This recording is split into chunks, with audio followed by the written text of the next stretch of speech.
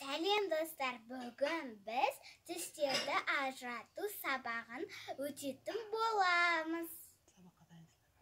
Сабаққа дайынсыздар ма? Ал ендеше кірісейік. Бізде достар мынадай тапсырма бар екен.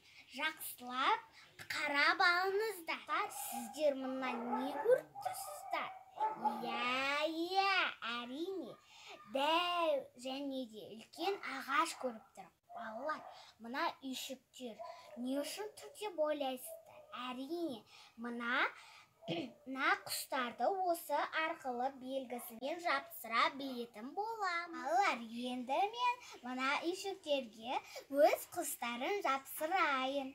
Балалар, мен сары түсті алдым.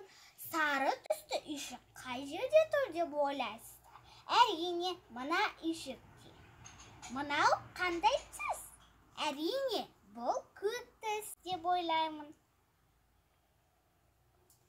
Міне, бұл қызыл түс деп аталады. Естеріңізге сақтап алыңыздар.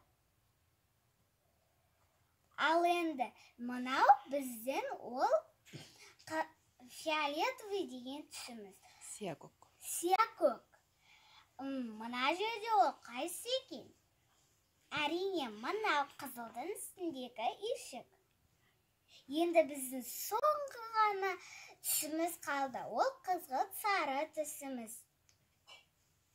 Мен жапсырып болдым, балалар. 1 үйшік, 2, 3, және де 4, 5.